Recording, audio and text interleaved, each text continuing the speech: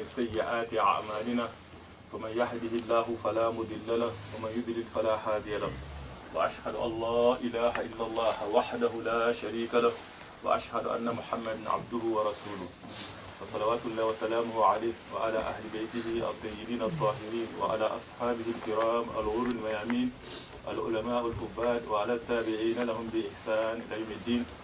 يا أيها الذين آمنوا اتقوا الله حق تقاته ولا تموتن إلا وأنتم مسلمون.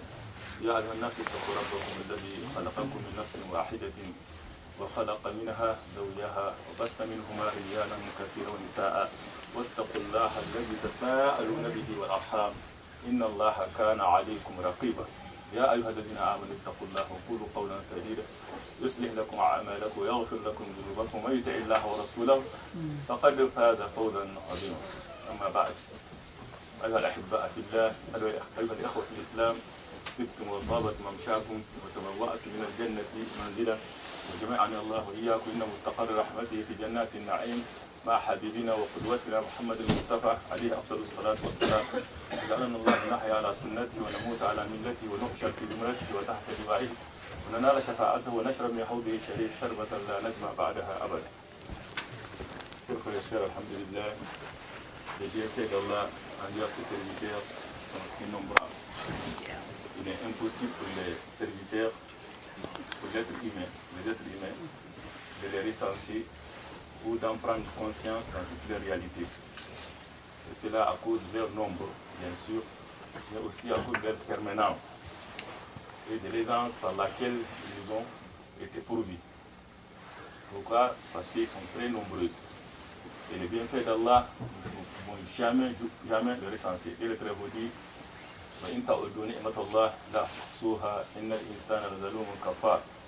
si vous comptez les bienfaits d'Allah, vous ne sauriez les dénombrer. L'homme est ingrat et injuste. Et le plus grand bienfait qu'Allah nous a accordé réside dans le fait d'avoir la foi en Allah. Et la foi en ce qu'il a révélé. Et le fait de suivre la tradition du prophète sallallahu alayhi wa sallam. Il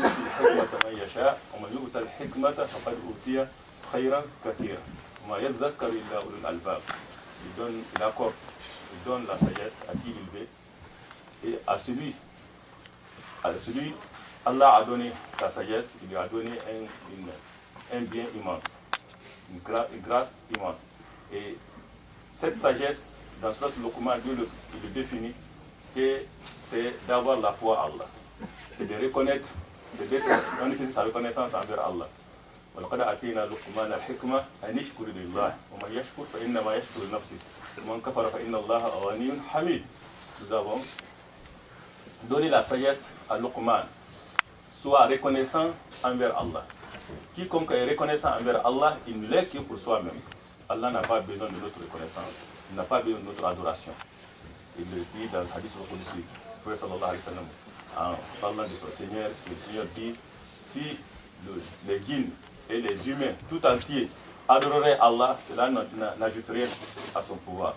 Si aussi ils sont devenus tous mécréants, cela ne diminue rien de son pouvoir. Donc Dieu n'a pas vraiment besoin de nous. Et aussi il y a des anges, il y en a qui adorent Allah. Il dit Hamid, il est vraiment, il se dispense de tout et il est digne de louange. Il est digne de louange. Et ça, Dieu le Très-Haut dit, Tusabbihu lahu as-samawati was-sab'u wal-ardu wa man fihinna. وإن من شيء إلا يسبح بحمده ولكن لا تفقهون تسبيحهم إنه كان حليما غفورا. Il y a les sept cieux et la terre et ceux qui y trouvent célèbrent la gloire d'Allah. Il n'y a rien qui ne célèbre pas la gloire d'Allah et ses lois. Tout. Et Allah est indulgent et grand pardonneur. Donc le prophète sallallahu alayhi wa sallam dit Inna lillahi malaika tara'adu fara'isuhum min khifati. وما منهم ملك تقطر منه دمعة من عينيه إلا وقعت على ملك يصلي وإن منهم ملائكة سجودا منذ أن خلق الله السماوات والأرض لم يرفعوا رؤوسهم ولا يرفعونها إلى يوم القيامة وإن منهم ملائكة ركوعا لم يرفعوا رؤوسهم منذ أن خلق الله السماوات والأرض ولا يرفعونها إلى يوم القيامة وإذا رفعوها ونظروا إلى وجه الكريم قالوا يا سبحانك اللهم ما عبدناك حق عبادتك. Subhanaka Allahumma ma'abadnak haqqa ibadatika. Le prophète sallallahu alayhi wa sallam dit qu'il n'y a pas dans le ciel l'emplacement d'un seul enfant ou d'un seul pied ou d'une seule pompe de main qui n'est pas occupé par un ange, qui prosterné ou incliné. Il n'y a pas, dans les 7 cieux, il n'y a pas un endroit, une seule pompe ou d'un seul pied ou d'un seul enfant qui n'est pas occupé par un ange, qui adore Allah. Et ils sont inclinés depuis Allah a créé le ciel et la terre jusqu'au jour de la résurrection. Ils ne relèvent jamais leur tête. Le jour où ils relèveront leur tête, ils regarderaient leur Seigneur, ils diront, nous ne t'avons pas adoré comme tu le mérites. Nous ne t'avons pas adoré comme tu le mérites. Donc, Dieu n'a pas besoin vraiment de nous. S'il nous dit de l'adorer, c'est pour notre propre intérêt. C'est pour nos propres biens. Et tout ce qui est autour de nous est un bienfait d'Allah qu'Allah nous a accordé, qui nous guide vers Allah.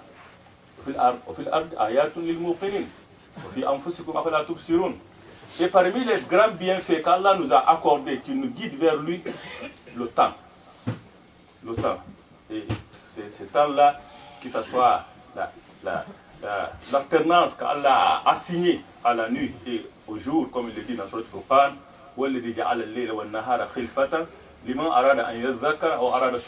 celui qui a assigné une alternance à la nuit et au jour pour quiconque veut y réfléchir ou se montrer reconnaissant. Donc, le croyant, à la fin de la journée, il a une chance de se faire le bilan, de se demander, de se faire le compte, de se demander le compte. Comment j'ai passé ma journée aujourd'hui? Et à la fin de la nuit aussi, la même chose, il se demande comment j'ai passé la nuit. C'est pour cela que le prophète sallallahu alayhi wa sallam se dit Inna Allah yabsutu yadahu bil-layl liyatuba musi'ul layl, musi'un nahar, wa yabsutu yadahu bin-nahar liyatuba musi'ul layl, hatta tatlu'a ash-shams min maghribiha. Donc chaque nuit, Dieu le Très-Haut tend la main envers ses serviteurs pour que celui qui a péché pendant la journée se repente la nuit. Et la journée aussi tend la main aussi pour ceux qui ont péché pendant la nuit pour qu'ils se repentent. Donc Dieu nous donne, c'est une chance que Dieu nous donne constamment pour qu'on puisse se réformer et aussi se faire le bilan. Et parmi ces temps-là aussi, les 4 saisons. Les 4 saisons que nous avons. Les 4 saisons, que ce soit l'hiver, l'automne, l'été, tout cela, printemps, tout cela Dieu nous a donné pour être un signe, un moyen pour nous qui nous guide vers Allah et qui nous fait réfléchir, qui nous donne la chance de faire une réflexion sur notre vie. Comment on a passé. Et quand l'hiver vient, l'hiver précisément, c'est un grand bienfait que Dieu nous a accordé.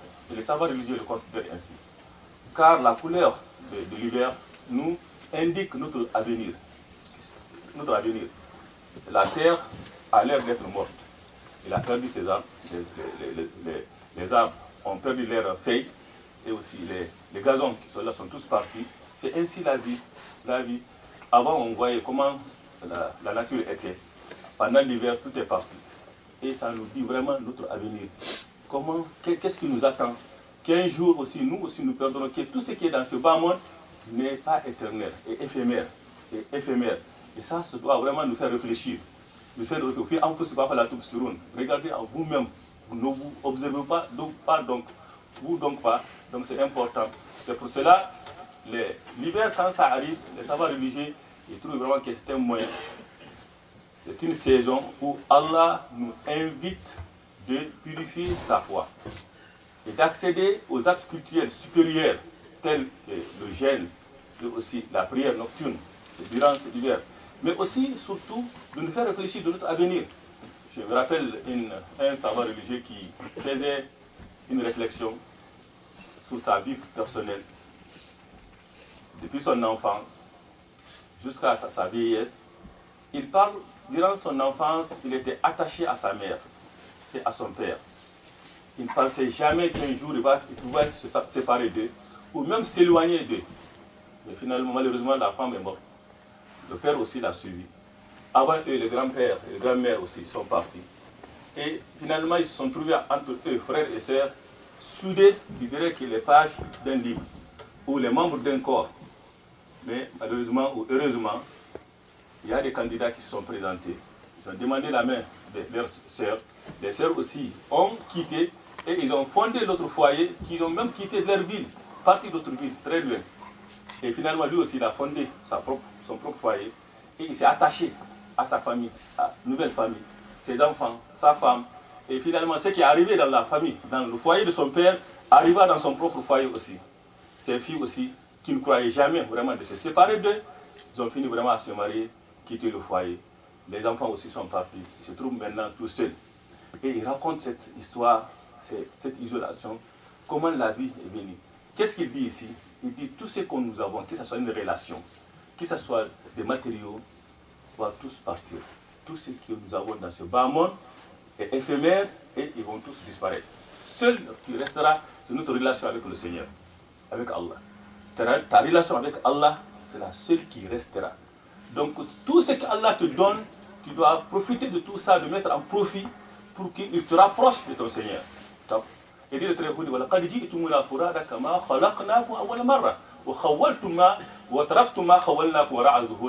voilà venir à nous seuls, comme nous vous l'avions créé pour la première fois, abandonnant derrière vous tout ce que nous vous a accordé. Nous vous avions accordé tout. Donc c'est important de mettre l'accent sur la relation avec Allah. C'est lui seul, Al-Hayy Al-Qayyum. Mets ta confiance à celui qui est vivant, qui ne meurt jamais et qui subsiste par lui-même. C'est le seul. Tout autre que Allah est éphémère, est faible et incapable et il finira à disparaître. C'est pour cela que le prophète sallallahu alayhi wa sallam dans ce hadith, Jibril est venu lui dire, il dit, Ya Muhammad, ish ma shi'ita fa innaka mayyit, wahbib ma shi'ita fa innaka mufariq, wa'amal bima shi'ita fa innaka mujbi, wa'amal anna sharaf al-mu'min qiyamuhu bil-layl. وأن إذا استغناءه عن الناس أو كما قال رسول الله صلى الله عليه وسلم. Dans ce hadith du prophète sallallahu alayhi wa sallam, dans lequel Jibril s'adressa à lui, il dit, Mohammed, vis le temps que tu voudras, mais tu finiras par mourir. Non, tu finiras à quitter ce bas monde, le temps que tu voudras. Aime celui que tu veux, tu finiras d'être séparé de lui. Non. Le monsieur, ce cheikh n'a pas jamais cru vraiment qu'il pouvait se séparer de sa maman, mais oui, ça a été. Se séparer aussi de ses enfants. Et l'autre aussi, c'était un grand poète qui parlait de cette situation. Il disait qu'il s'ennuyait, il était tout seul, il s'ennuyait. Des moments où les enfants faisaient des bruits, il y a des jouets qui sont éparpillés partout. Et il dit, Nashiduhum baba idha farihu, wa khutafhum baba idha ta'adu. Dans ce poème-là, quand il me dit vraiment comment le père, il réfléchit un peu, il pense au passé. Comment était sa maison, dans la maison. Il dit, ils ont rempli ma maison, mais aujourd'hui ils ont tous quitté. Donc la vie n'est que ça. Et l'hiver, quand ça vient, ça doit vraiment nous faire réfléchir et nous penser de notre avenir, que ce bas monde, nous ne sommes pas éternels et que nous commençons jeunes. Et puis la force est là et cette force-là va quitter. C'est pour cela le prophète sallallahu alayhi wa sallam, la tazul qadama abdu yawm al-qiyamah hatta yus'al an arba'. Aucun être humain, les pieds du serviteur ne bougera pas le jour du jugement dernier sans être interrogé sur 4 choses.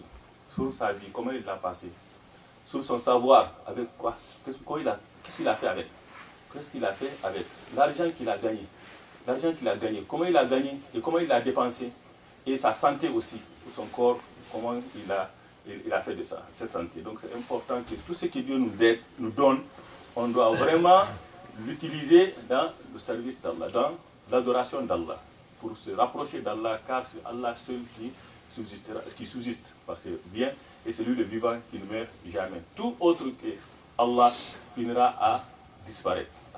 Donc c'est important. Notre relation avec Allah, c'est ce qui est important. C'est ce qui est très important, que ce soit ton enfant, que ce soit ta femme, que ce soit ta mère, que ce soit n'importe quelle relation que tu as, n'importe bien que tu l'as jusqu'à un certain moment.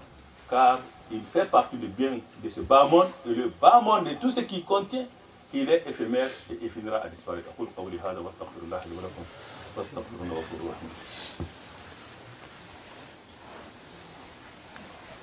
Alhamdulillah Rabbil Alamin, wa salatu wa salam ala al-mab'ous rahmatan lil alamin. Très chers frères et sœurs, l'un des bienfaits de l'hiver, comme le savoir religieux nous dit, ça nous fait réfléchir et nous penser à l'au-delà, surtout d'enfer. Le prophète sallallahu alayhi wa sallam, il dit Ishtakatu nar ila rabbiha inna ba'di akalat ya rab inna ba'di akalat ba'duhum ba'da fa adina laha nafasain nafasin fi shita wa nafasin fil sayf fa inna shiddata ma tajidunahu min harbi sayf ou comme a dit Rasulullah sallallahu alayhi wa sallam. Dans ces hadiths, le prophète sallallahu alayhi wa sallam, il nous parle d'une situation dans laquelle l'enfer se plaint auprès de son Seigneur. Il dit, mes parties se dévorent les unes les autres. Et Dieu lui a donné deux souffles. Un souffle pendant l'été et un souffle pendant l'hiver. Et c'est ce que vous voyez comme une chaleur intense pendant l'été et aussi froid intense pendant l'hiver, qu'on appelle Azam Harir. Donc dans l'enfer, il y a des endroits vraiment qui sont chauds, bien sûr. Il y a des endroits aussi où on trouve des froids intenses. Donc quand on se plaint du froid, de ce bas monde, on doit réfléchir beaucoup de celui de l'au-delà. Donc c'est important que ça nous fait réfléchir. Et qu'est-ce que cela fait? Quand la personne réfléchit, il se rappelle de l'au-delà, il se rappelle de l'enfer, il multiplie l'adoration. Les actes d'adoration qui nous rapprochent de son Seigneur. Et le meilleur qui nous approche de notre Seigneur, comme le dit le professeur dans un hadith, il dit toutes les œuvres, Allah le considère que cette œuvre est pour le serviteur, sauf le jeûne. Le jeûne m'appartient, c'est moi-même qui m'en charge de les rémunérer. Et les savants religieux trouvent que l'hiver est une saison durant laquelle on peut multiplier le jeûne. Comme le dit savant religieux, dit Ghanimat al-Mu'min. C'est vraiment le butin du croyant. Pourquoi? Par ces journées qui sont courtes, qui nous permettent vraiment de jeûner, et aussi ces nuits qui sont longues, qui nous permettent vraiment d'accomplir la prière nocturne. Et la prière nocturne est la meilleure façon vraiment de se rapprocher de ce Seigneur, d'avoir sa grâce, d'avoir son agrément. Donc c'est important que c'est une chance pour nous de multiplier cette adoration qui est très importante. Et c'est une place d'honneur. Allah n'accorde pas à tout le monde. Car une personne se plaignit un jour auprès d'un savant religieux. Il dit, j'ai la difficulté d'accomplir la prière nocturne. Il m'arrive même des fois de faire l'ablution, mais je n'arrive pas vraiment à me tenir debout pour faire l'ablution. Il dit non, c'est parce que tes péchés t'empêchent. C'est tes péchés qui t'empêchent de le faire. Car se tenir devant Allah pendant la nuit est un honneur. Et Allah n'accorde pas ça pour un pervers.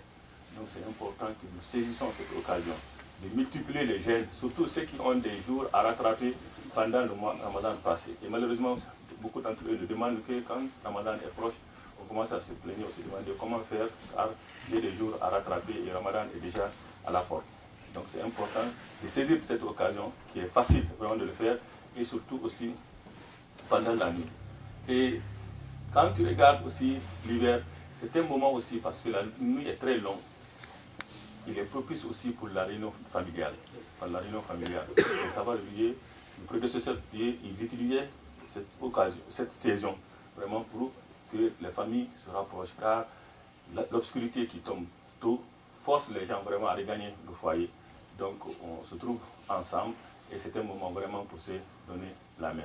Donc alhamdulillah, tous les biens, toutes les créations qui est autour de nous rappellent de notre Seigneur. Et il nous invite à multiplier l'adoration d'Allah. C'est une occasion pour nous, sans compter aussi qu'il nous rappelle de notre avenir, qu'un jour nous quitterons ce bas monde, les mains vides comme nous sommes venus. Donc nous prions Allah qu'Allah nous donne la sagesse qu'il faut, et aussi la longévité d'Allah, et aussi le pouvoir et la capacité d'énergie d'adorer notre Seigneur comme il faut. ربنا تقبل منا انك انت السميع العليم وتب علينا يا مولانا التواب الرحيم اللهم اهدنا فيما هديت وعافنا فيما عافيت وتولنا فيمن توليت وبارك لنا فيما اعطيت واصرف عنا السوء ما قضيت انك تقضي ولا يقضى عليك اللهم لا يذل ما حديت ولا يعز ما عاديت بيدك الخير كله يا رب الرحمن الرحيم اللهم اقسم لنا من خشيتك ما تحول به بيننا وبين معاصيك من طاعتك ما تبلغنا به جنتك من اليقين ما تحول به علينا مصائب الدنيا ومتعنا باسمائنا وازواجنا وذريتنا ابدا ما بقيتنا وترد الوارث منا واجعل ثارنا على من ظلمنا وانصرنا على ما عادانا يا رب الراحمين اللهم انا نعوذ بك من سوء المنقلب في الاهل والمال والنفس اللهم انا نعوذ بك من زوال نعمتك من تحول عافيتك ومن فجاءة نقمتك ومن جميع سخطك Il y a un frère qui m'a fait dimanche comme ça, j'espère qu'il est là. Inch'Allah.